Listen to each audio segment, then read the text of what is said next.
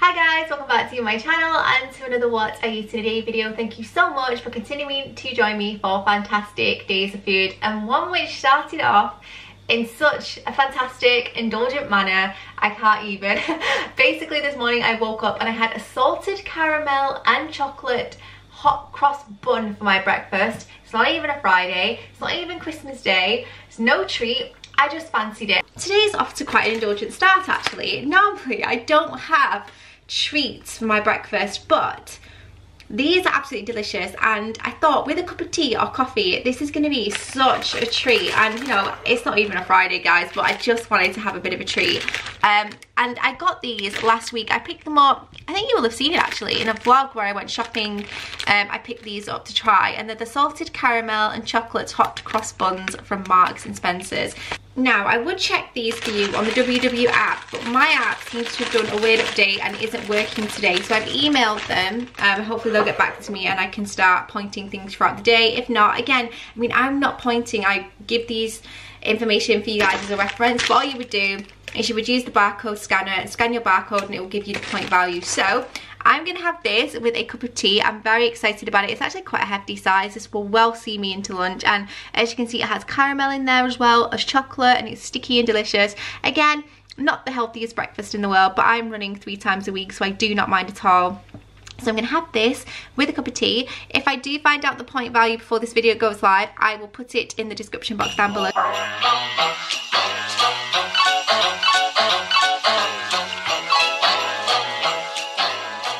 What I wanted to show you guys is within these videos, especially whilst I'm on maintenance, I wanted to show you that you don't have to focus purely on being on it 100% of the time. It's all about moderation. It's all about having a little bit of what you fancy. That makes this plan so much more sustainable, gives you a happy life, a more balanced life, and it's definitely something I'm coming to appreciate.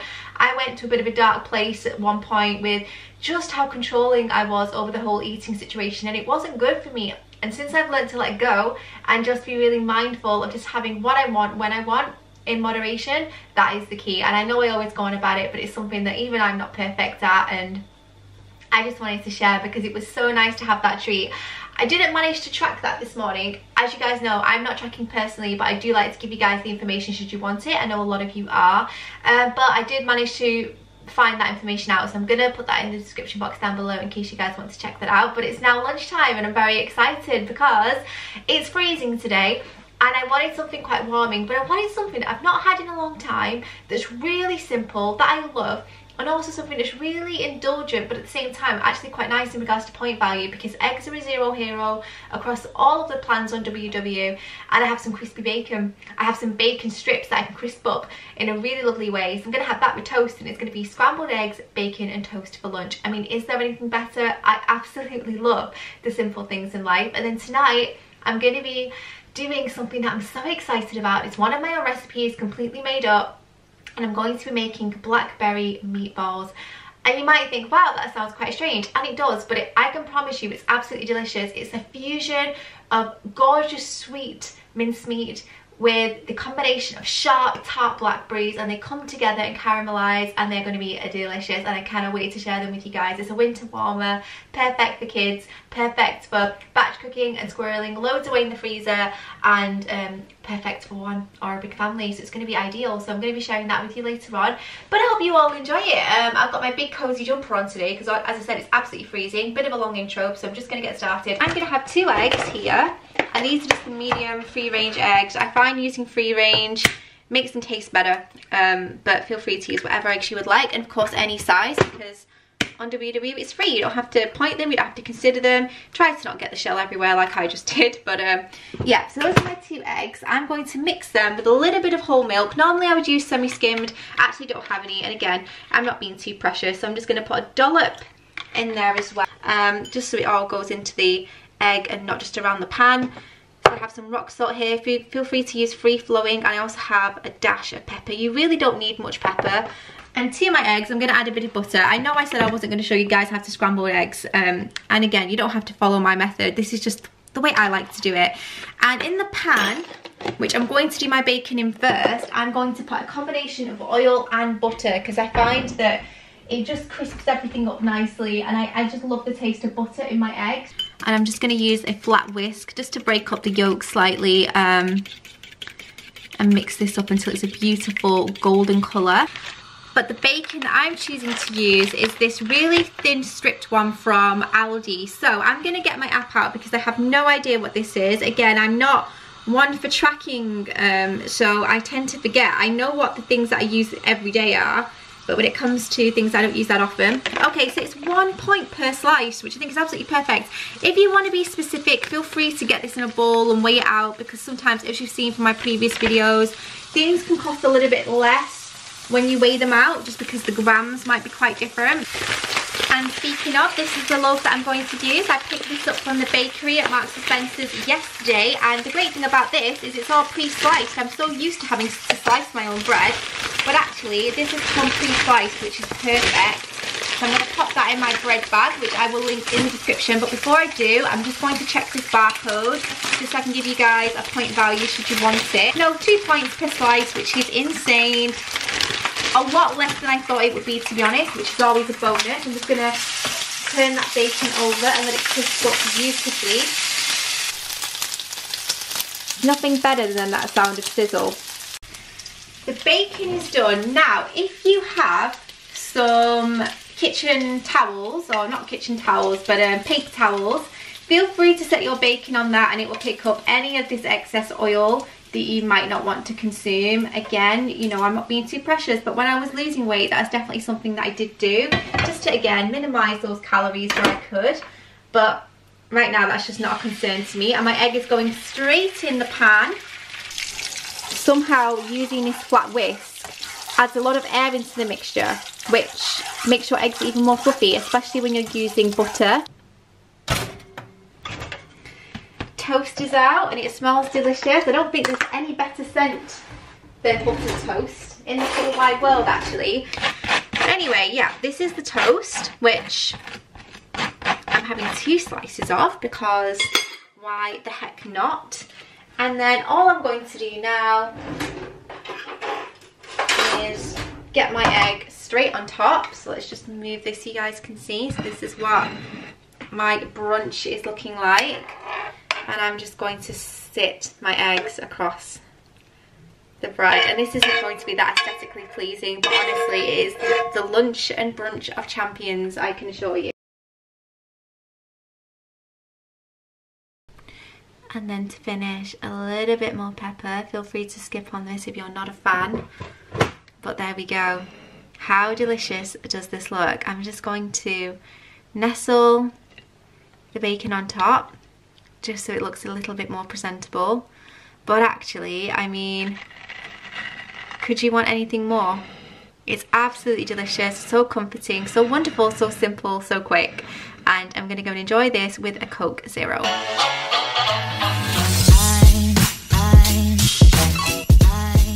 I've decided, because I want my meatballs to sit in the fridge and set a little bit, that I would make an earlier start than normal on dinner. So I'm going to prep you through my recipe for Blackberry Meatballs, which sounds quite complicated, but it's really not. So I have 2 types of mince here. You can use just one type, it's completely up to you, but if you want to follow my recipe and how I like to make them, I think the combination of pork mince and also beef mince is an ideal combination. It adds a lot of flavour and nice sweetness, different textures as well, so there's a lot going on. I of course need blackberries for this. Now you can use blackberry conserve if you like, but I think there's something quite charming about mashing up some actual blackberries, so I'm going to be mashing those up in a moment. You're going to also need some Dijon mustard for this marinade. You're going to need some caramelized red onion chutney, but feel free to use a fresh onion if you don't have any of that. The point is you really do need to have some kind of onion in there. I have not coriander, that's not going in there. Fresh parsley and a secret ingredient that's going to add a nice rich depth of flavour and quite an unexpected ingredient as well. We're going to be adding a little bit of Marmite. We're also going to need some olive oil, some seasonings of salt and pepper. So the first thing, oh, and also you're going to need some homemade breadcrumbs as well. I'm just going to use the loaf that we had earlier, the M&S loaf. I'm going to blitz it up and process it in a moment. And we're also going to need 1 egg. How could I forget the binding tool? We're going to need an egg as well. So the first thing I'm going to do is get my berries mashed up. And I find that this is such a therapeutic process. I absolutely love it. So I have 150 grams here. I'm just going to break those blackberries up. In fact, I'm going to take my scarf off because it's a cashmere scarf and I do not want blackberry stains on this. So I'm going to start mashing this up. Let's bring you guys a little bit closer. And you want to mash this down as much as you can. You can leave a bit of texture in there. Again, it's all going to add to the sensation of these meatballs, but you want to break it down a little bit. You want it to be able to mix in with the meat. So I'll just get that mashed, and the smell that comes off these blackberries, honestly, it's delicious. I mean, if you like blackberries, you're going to absolutely love the scent of this. And again, it's a very therapeutic process. It's very sensory. You could get the kids involved in this. They would absolutely love it. But just give them a mush around. Another key ingredient I forgot to mention, but I feel like every single dish in the world requires this in some form. We're going to need some garlic. So 2 cloves for this, 2 nice big cloves. So I actually have a large bulb here, and I'm going to be using 2 cloves from this. Alright, so straight into the bowl where you're going to add your meat. Get your garlic in. That's my beef mince going in. And now I'm adding my pork mince, which you can see is a lighter colour and actually a completely different texture. This is the time where if you don't have any of the caramelized onion, the chutney, this is the time where you would want to add a fresh onion. But you want to dice it as finely as possible, like even get it in the processor if you can't chop finely, try and get it in the processor, because the last thing you want in a meatball is massive wedges and shards of onion. The Tesco's, and I really like it. I use it for a number of dishes. I use it on grilled cheese sandwiches. It's just delicious. I'm going to put in 2 heaped teaspoons of this. But again, it's something that you want to get quite fine if you can. My knife skills, guys, they are not fantastic. Now we're going to add a teaspoon of Marmite. It might be quite strange to add Marmite. It's not something I use often in my cooking. The only time you'll find me using Marmite is when I'm making a sticky toffee pudding and I'm actually making the sauce for that. It's a savoury flavour. It's a very, very British ingredient. Before we get mixing, I'm also going to add a generous amount of coarse black pepper, followed by some sea salt. Again, a nice generous amount of that. It's always good to season generously rather than not at all. I'm also going to add some dried oregano. If you have fresh, just make sure you use a little bit more than you would of the dry. And I'm going to add the rest of the steak seasoning, which I would say is probably, I don't know, not too much, about half a teaspoon if I'm completely honest. Not much of it. If I had more, I would add it, but that is sufficient enough. So that is the basis of the majority of the ingredients. I'm also going to add a teaspoon of Dijon mustard.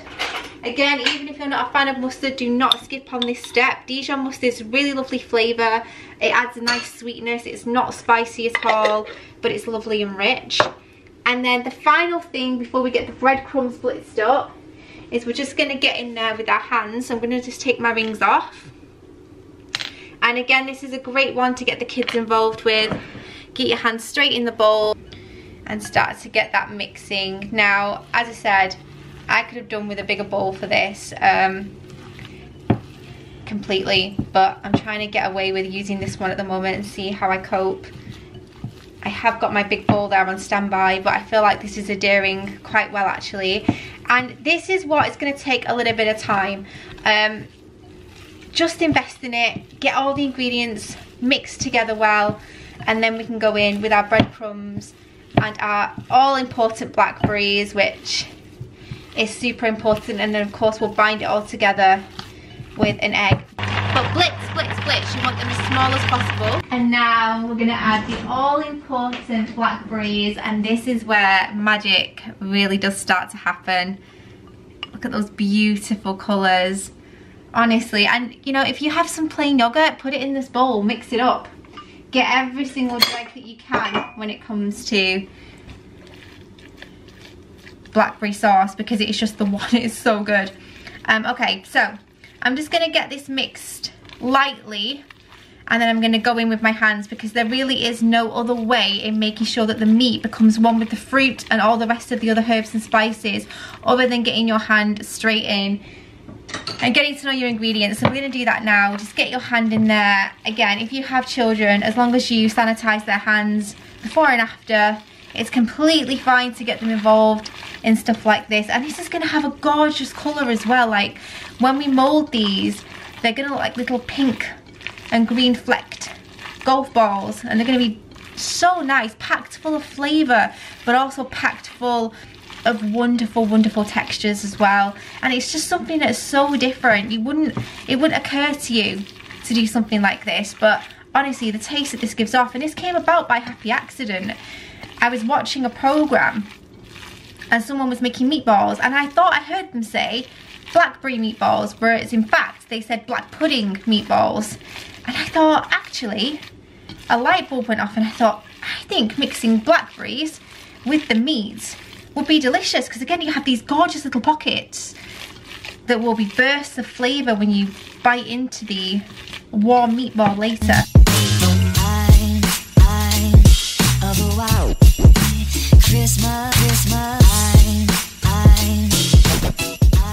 They are done, they are ready for the fridge, and bonus, we even have 2 more stashes for the freezer. So this really does make a little bit of mince go a long, long way, that is for sure. I have just got back from the school run, and owing to the fact that it's freezing outside and I'm just finishing that time of the month, I've decided to have a bit of a treat and a hotel chocolate, hot chocolate. To be honest, I don't need much of an excuse to have one of these. They're my absolute favourite. It's honestly one of my favourite devices in the kitchen. I absolutely love it. So I'm going to go for the classic. These are actual shards of chocolate, no powder, no additives, just pure 70% milk chocolate.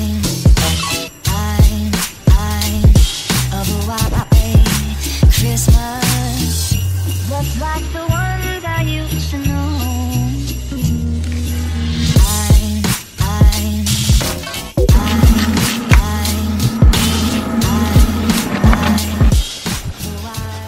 Just starting to make the sauce. I've also got the kids a different pasta on. I've done them the same meatballs but without the blackberries, basically, because I don't think they'll take too kindly to it. But I'm just about to make my tomato sauce. So I've roughly chopped an onion and some garlic. I have some passata here that I've just added some salt and pepper to.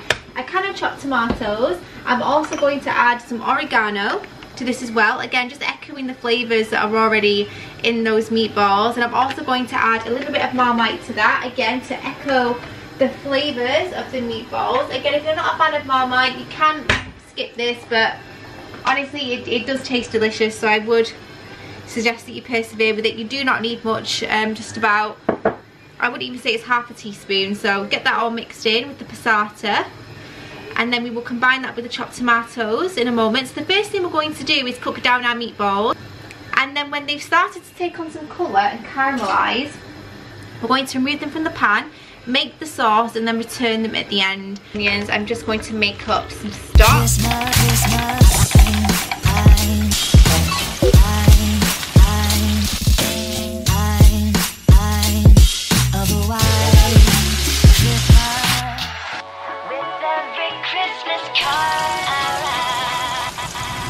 So use the stock to deglaze the pan and get all the sticky bits of caramelization from the bottom that has tons of flavour in it. So take your time, let this warm up slowly, and almost clean your pan with your wooden spoon as you go.